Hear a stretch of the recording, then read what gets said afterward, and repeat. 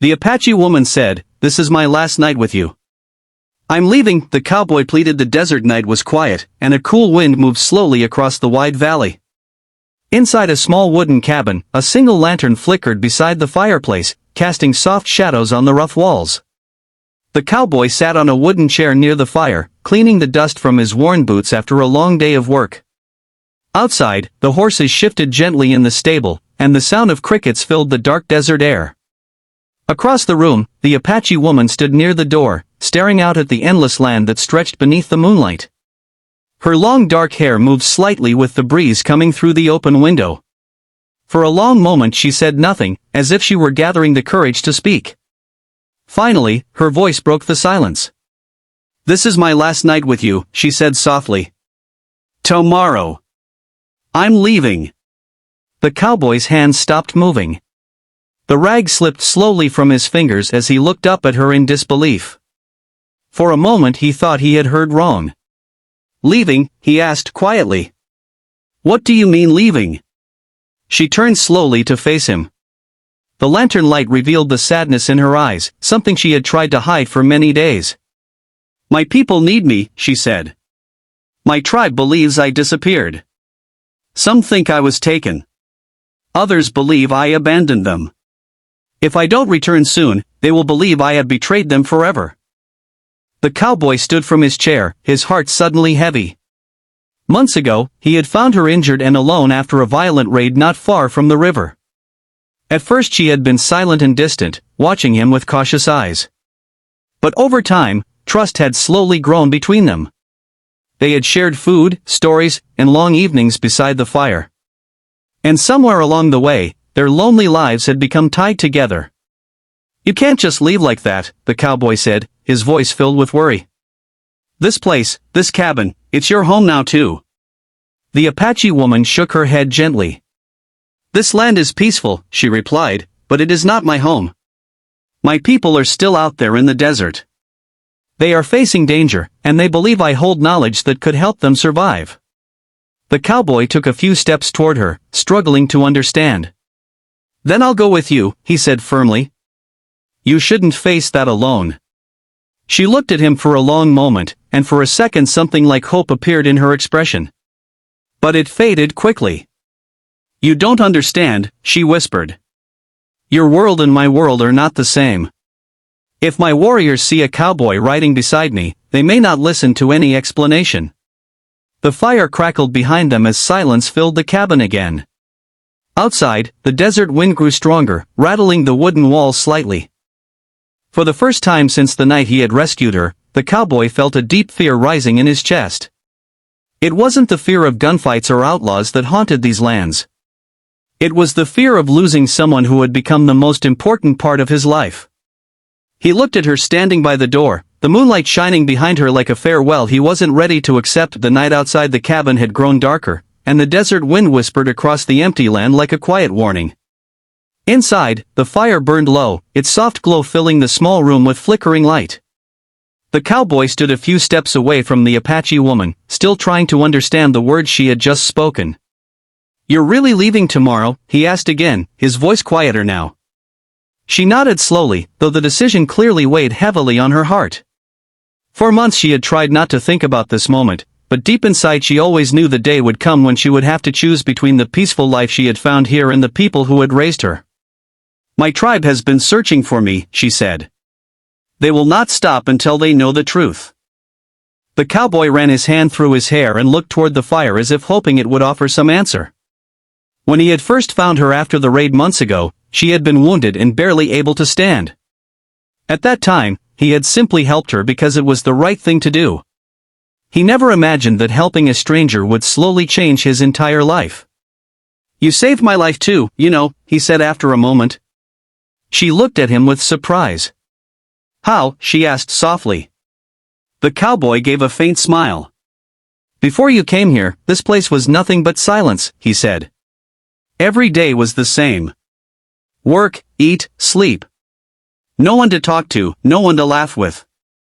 He looked around the small cabin, remembering the evenings they had spent together. She had taught him words from her language and stories about her tribe's traditions. In return, he had shown her how to care for the horses and repair the wooden fences around the land. You didn't just survive here, he continued quietly. You brought life back into this place. For a moment she couldn't speak. The strong warrior who had faced danger without fear suddenly felt her chest tighten with emotion. She had tried to keep distance between them, reminding herself that this peaceful life could never last forever. But somewhere along the way, her heart had stopped listening to reason. If I stay, she said slowly, choosing her words carefully, my people may suffer. The enemies who attacked our village are still out there. My tribe believes I saw things during the raid, things that could help them defend themselves. The cowboy stepped closer to her. Then let me help them, he said firmly. Let me stand beside you when you return. Her eyes widened slightly at the thought. The idea had crossed her mind once or twice, but the danger was far greater than he understood. You don't know my warriors, she replied gently. They are protective of their people, especially after what happened. If they see a cowboy riding with me, they may think you captured me, or worse. The cowboy's jaw tightened, but he didn't step back. I'm not afraid of them, he said. I know, she answered quietly. That is what worries me. For a long moment they stood facing each other in the dim light. The wind outside pushed softly against the cabin walls, and the fire gave a final crackle as another piece of wood collapsed into glowing embers. The cowboy took another step forward, close enough now to see the sadness she was trying to hide. I'd risk my life for you, he said. The words hung in the air between them. For the first time since she had spoken about leaving, the Apache woman's strong and steady expression began to falter. She had faced battles, raids, and harsh desert storms without hesitation. Yet the thought of leaving this man behind was suddenly the hardest challenge she had ever faced. Because she realized the cowboy wasn't simply asking her to stay. He was fighting for a future that neither of them had ever planned, but both of them had begun to hope for. The night slowly moved toward dawn, and the fire inside the cabin had burned down to glowing embers. The small room was quiet except for the soft crackling of the last pieces of wood and the distant sound of the desert wind. The cowboy stood near the table, his mind racing with thoughts, while the Apache woman remained near the window, looking out into the dark valley. Neither of them had spoken for several minutes. Finally, she turned toward him again, her expression more serious than before. It was clear she had been holding something back, something she had not yet told him. There is another reason I must leave, she said quietly. The cowboy looked at her with concern. What reason? For a moment she hesitated, as if revealing the truth would change everything between them. My father is the chief of my tribe, she said. The cowboy blinked in surprise, the words taking a moment to sink in. The chief, he repeated. She nodded slowly. Yes. My father leads our people. When the raid happened months ago, many believed I had been captured or killed. If the chief's daughter disappears and never returns, the tribe will believe it is a sign of weakness, or betrayal. The cowboy leaned back slightly against the table, processing what she had just revealed. Suddenly, everything about her strength, her confidence, and the way she carried herself made more sense. You never told me, he said. I could not, she replied softly. At first, I did not trust you. Later, I feared the truth would make things more complicated. The cowboy let out a slow breath. Well, he said quietly, it definitely makes things different. She walked slowly toward the center of the cabin, the lantern light reflecting in her thoughtful eyes. If I return alone, she continued, my people will listen to me. They will believe I escaped and came back with important knowledge about the enemies who attacked us. I can warn them about the dangers nearby and help prepare our warriors. And if you return with me, the cowboy asked. Her expression grew serious. They may think you captured me, or that I chose a stranger over my own people. The cowboy looked down at the wooden floor, realizing the difficult position she was in. It wasn't just about leaving the cabin or saying goodbye. Her decision could affect the safety of her entire tribe. You're trying to protect everyone, he said quietly. She nodded. Yes. My tribe, and you. The cowboy looked up again, meeting her eyes. So you plan to leave tonight, return to them, and hope everything works out, he asked. It is the only way, she said. A long silence filled the room again. Outside, the faintest hint of light had begun to appear on the horizon, though the stars still filled most of the sky. The cowboy felt a tight pressure in his chest. For months he had shared his life with her without thinking about how fragile their situation truly was.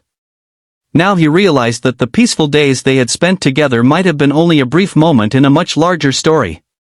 And after you return, he asked quietly. She looked away for a moment before answering. If my tribe accepts me again, if peace is possible, then maybe one day I can return here. The word maybe echoed in the cowboy's mind. Maybe, he repeated. She didn't answer right away. Even though she was the chief's daughter, even though she was brave and respected among her people, she could not control what the future would bring. Her tribe might welcome her back, or they might demand that she stay with them forever. She finally looked back at him, her voice softer than before. The desert decides many things, she said. The cowboy nodded slowly, though the uncertainty in her words made his heart feel heavier than ever. Because for the first time, he realized that fate might take her far away from him, and there might be nothing he could do to stop it. The first light of dawn slowly began to rise over the desert hills. The sky turned from deep blue to soft orange as the sun prepared to climb above the horizon. A cool morning wind moved across the valley, carrying the quiet sounds of the waking desert. Outside the small wooden cabin, the Apache woman stood beside her horse. She moved calmly, tightening the saddle straps and preparing the animal for a long journey. Her movements were steady, but inside her heart felt heavy. This was the moment she had tried not to think about all night. Behind her, the cabin door opened with a soft creak. The cowboy stepped outside and stopped a few feet away, watching her silently for a moment. The early sunlight touched the edges of the valley, lighting the land they had shared for so many months. So this is really goodbye, he said quietly. She paused, her hand resting on the saddle. For a second she didn't turn around. Then she slowly faced him. The morning light revealed both strength and sadness in her eyes. You gave me something I never expected, she said. Peace. The cowboy walked a few steps closer, his boots pressing softly into the sand. When I first found you near the river, he said, I thought I was just helping someone survive. A faint smile appeared on her face. And instead, he continued, you changed my life. She looked down briefly, then back at him. In the months they had spent together, they had faced storms, harsh winters, and lonely nights in the desert. Yet somehow those difficult days had created a bond stronger than either of them had planned. But now the road ahead pulled them in different directions. The Apache woman placed one foot in the stirrup and climbed onto her horse. The animal shifted slightly beneath her, ready to ride. She looked down at the cowboy one last time. My people are waiting for me, she said softly. They believe I carry knowledge that will help them survive the enemies who attacked us. The cowboy nodded slowly. I understand. But the words felt heavier than he expected. She gently pulled the reins, turning the horse toward the open desert. The rising sun painted the sand and hills in warm golden colors. The path ahead stretched far into the distance, leading back toward her tribe and the responsibilities she could not ignore. For a moment she hesitated. Then she lightly pressed her heels against the horse, beginning to ride away. The cowboy stood still, watching her move farther across the desert. Each step of the horse felt like another piece of his heart being carried away with her. Suddenly he took a deep breath. Wait, he shouted. His voice echoed across the quiet valley. The Apache woman pulled the reins and stopped. She slowly turned the horse around to face him again. The cowboy walked forward until he stood closer, his eyes determined now. I'm not begging you to stay, he said firmly. I know your people need you. She watched him carefully, unsure what he was about to say next. But wherever you ride, he continued, that's the direction I'm willing to ride too. For a moment the world seemed completely silent. Even the desert wind felt still. You would follow me into a land where my warriors may see you as an enemy, she asked. Yes, he answered without hesitation. Her eyes searched his face, trying to understand the depth of his decision. Most men feared the unknown desert tribes and the dangers that came with them. But this cowboy stood there without fear. A small, thoughtful smile slowly appeared on her face. Perhaps their worlds were different. Perhaps the road ahead would be filled with danger and uncertainty. But maybe, just maybe, that road could belong to both of them. The Apache woman gently turned her horse toward the rising sun again. The cowboy walked to his own horse tied near the cabin and quickly mounted it. Without another word, the two riders moved forward together. And side by side, they rode toward the endless desert horizon as the new day began.